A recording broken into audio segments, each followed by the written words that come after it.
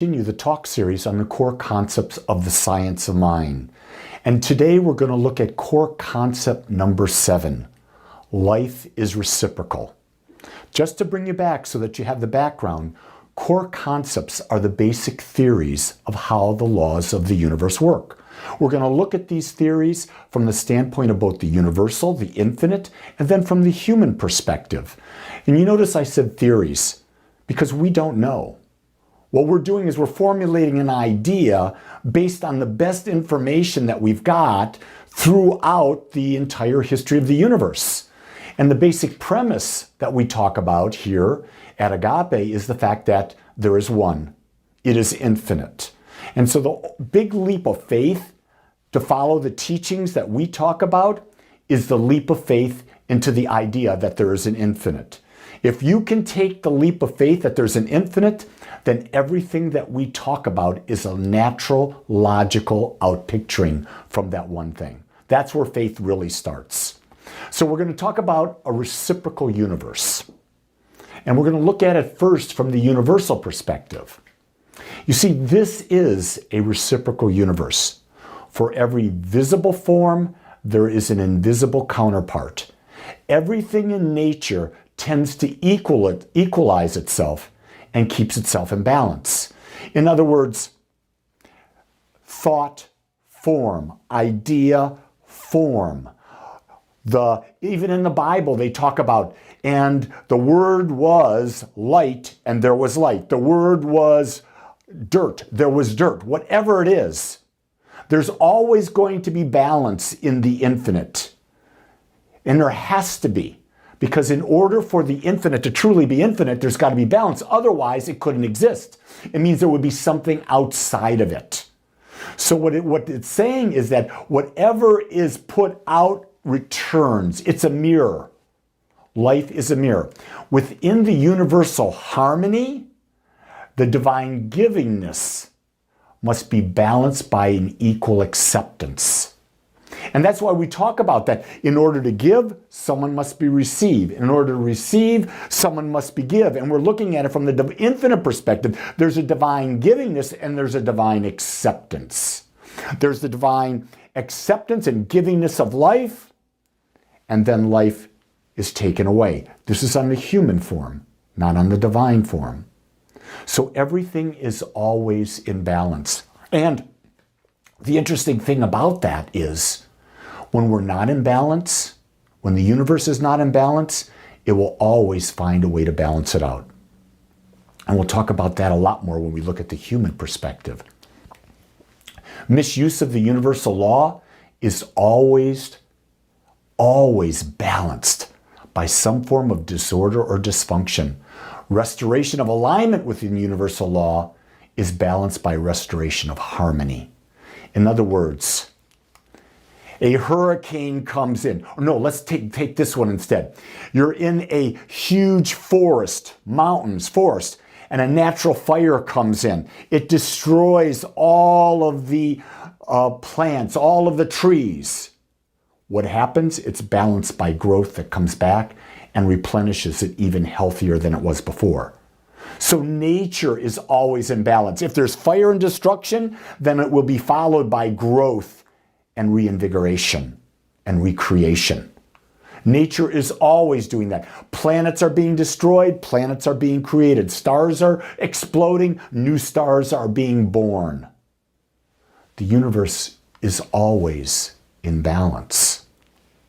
Our human life demonstrates this reciprocal nature of the laws of the universe.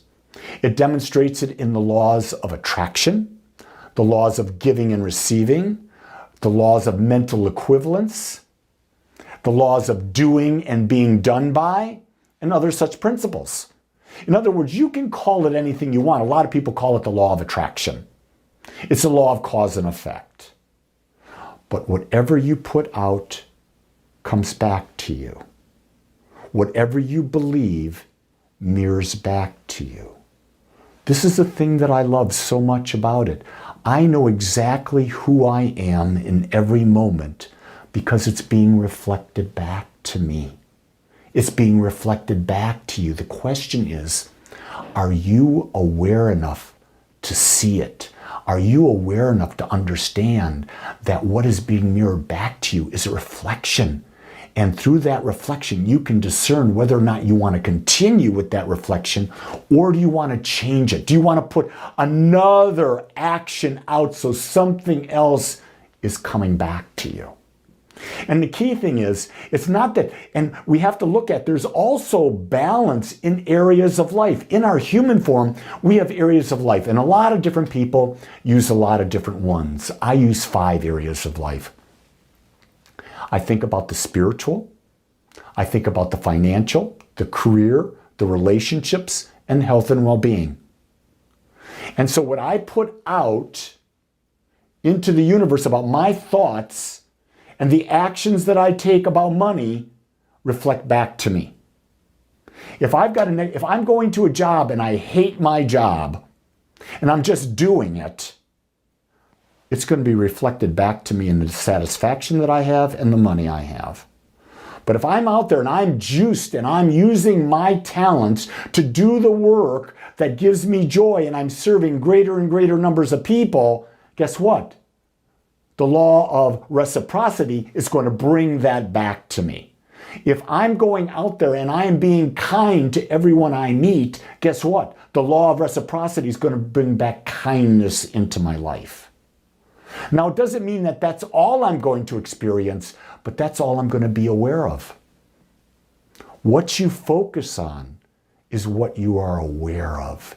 And what you are aware of will be the experience that you have. Because right now, in your life, there's an infinite number of things that are happening. But you're only experiencing the ones that you're focusing on. To truly be aware is to know that there's an infinite out there expressing right now in every possible way.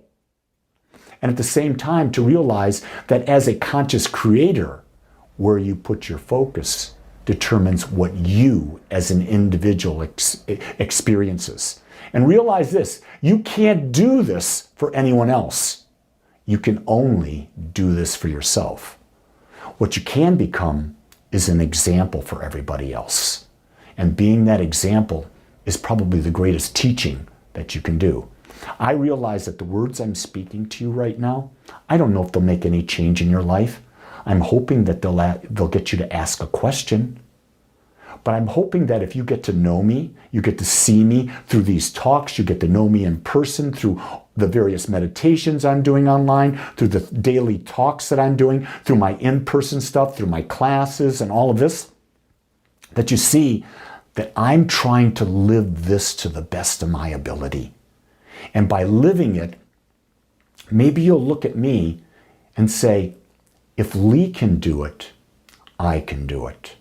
I want to be a living example of the possibility of what you can do and what you can do even more than what I'm doing. See, Ernest Holmes describes the human outpicturing of this principle of reciprocity as the general law that what we are to the universe will be to us. So whatever we are to the universe will be to us. Who are you being today? Because whoever you are being is what is being received and reflected back. Especially we're going to go back and do a little Bible here. What we give out, we receive back. Like attracts like. Whatever a man soweth, he will reap. And that no man escapes the law of reciprocity. No person escapes it. Every one of us is subject to it every moment of every day of our lives forever and ever. This law is always working. And that's why it's really important to put out what you want. If we habitually live with thoughts of poverty, failure, loneliness, helplessness, illness, then such conditions tend to manifest in our life. I got this example completely at the end of last year in December. I was so focused on this whole thing of COVID and how I was going to fight it. I was going to be healthy. I'm not going to get it. I'm going to focus on it. And I'm looking, what do I need to do? What is the right thing for me to do? How do I avoid this? I was so focused on it, I didn't realize it. And then I got the disease. And then when I got the disease, I realized, oh, you got exactly what you were putting out. The key thing is focus on health. And so once I got the disease, I focused on health to heal. So here I am, like, what is it, about a month and a half later, and I'm perfectly back to normal.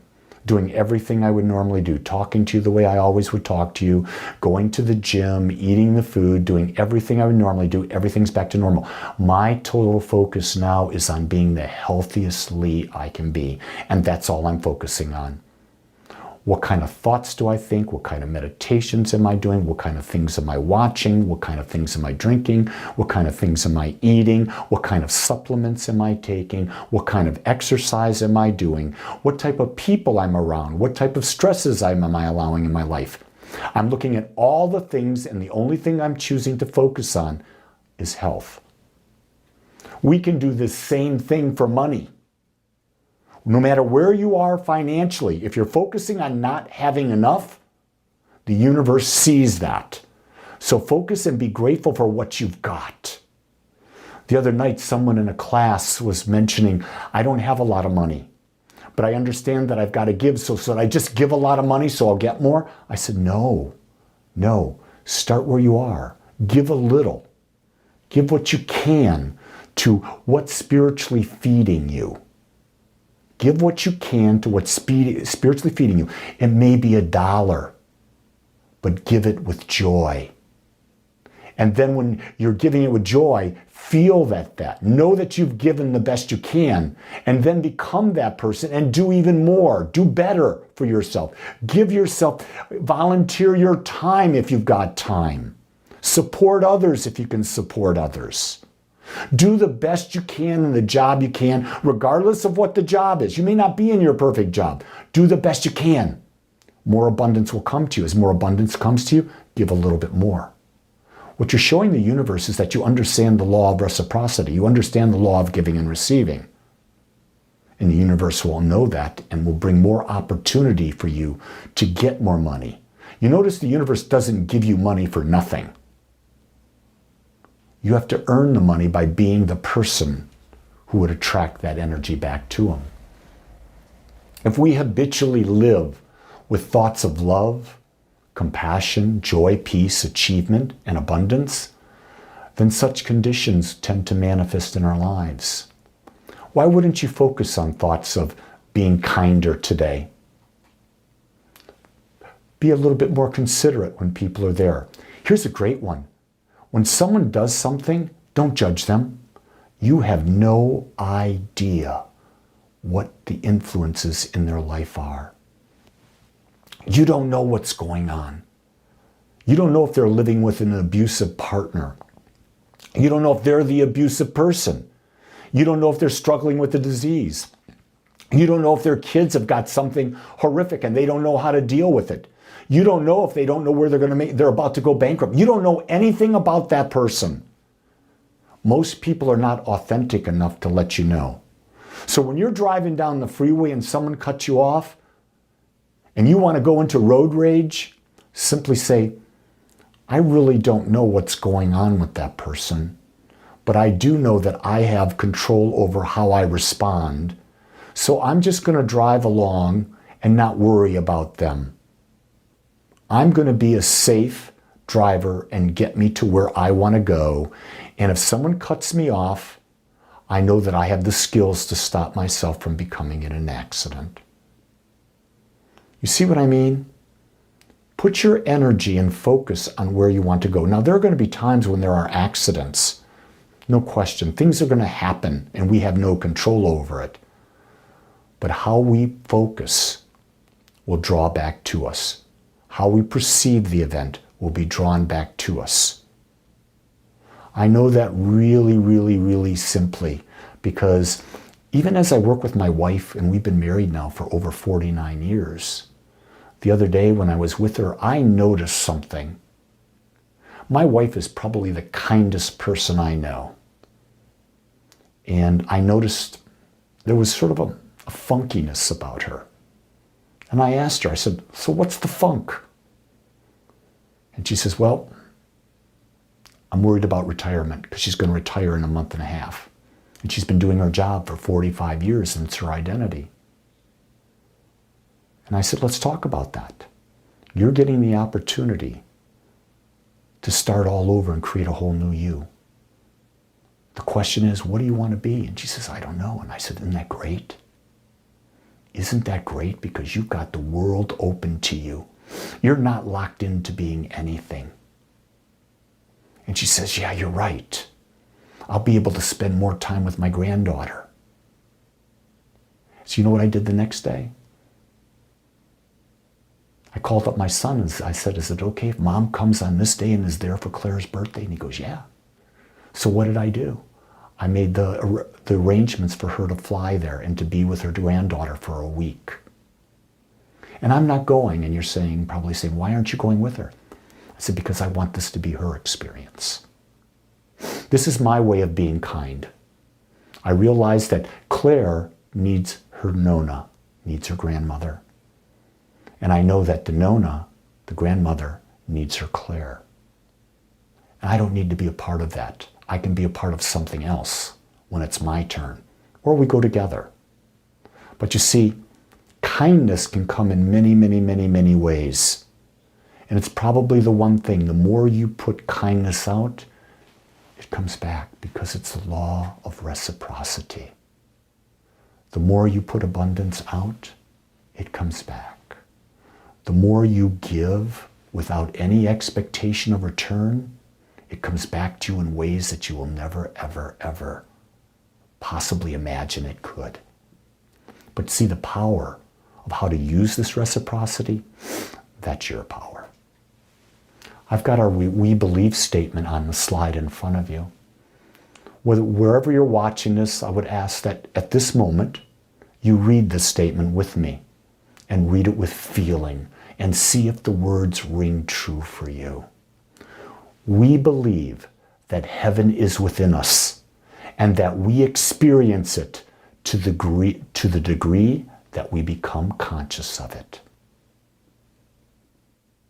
Right now, what I know for you is that your mind is open, your consciousness is ready to expand, and you are now free and are taking that step into the unknown.